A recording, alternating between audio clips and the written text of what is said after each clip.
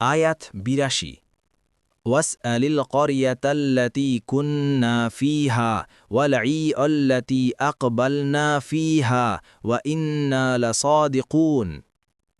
অনুবাদ: আর যে জনপদে আমরা ছিলাম সেখানকার অধিবাসীদেরকে জিজ্ঞেস করুন, এবং যে যাত্রীদলের সাথে আমরা এসেছি তাদেরকেও, আমরা অবশ্যই সত্য বলছি। ১ নং ফুটনোটের বিবরণ: ইউসুফ ভ্রাতারা ইতিপূর্বে একবার পিতাকে ধোঁকা দিয়েছিল, ফলে তারা জানত যে এ বর্ণনায় পিতা কিছুতেই আশ্বস্ত হবেন না এবং তাদের কথা বিশ্বাস করবেন না।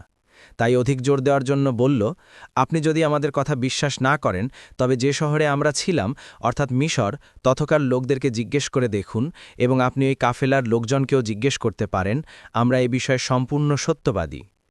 আলোচ্য আয়াতসমূহ থাকে আরও প্রমাণিত হয় যে কোনো ব্যক্তি যদি সৎ ও সঠিক পথে থাকে কিন্তু ক্ষেত্র এমন যে অন্যরা তাকে অসৎ বা পাপ কাজে লিপ্ত বলে সন্দেহ করতে পারে, তবে তার পক্ষে এ সন্দেহের কারণ দূর করা উচিত যাতে অন্যরা কুধারণার গুনাহে লিপ্ত না হয়।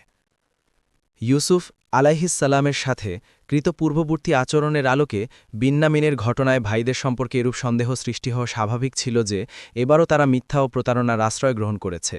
তাই এ সন্দেহ দূরীকরণের জন্য জনপদ অর্থাৎ মিশরবাসীদের এবং যুগপৎ কাফেলার লোকজনের সাক্ষ্য উপস্থিত করা হয়েছে।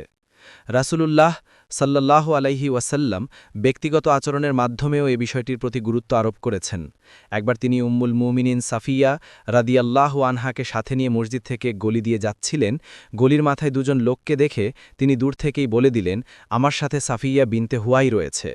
ব্যক্তিদ্বয় আর্য করল, ইয়া রাসূলাল্লাহ, আপনার সম্পর্কেও কেউ কুধারণা করতে পারে কি? তিনি বললেন, হ্যাঁ, শয়তান মানুষের শিরায় উপশিরায় গমন করে, কাজেই কারো মনে সন্দেহা সৃষ্টি করে দেওয়া বিচিত্র নয়।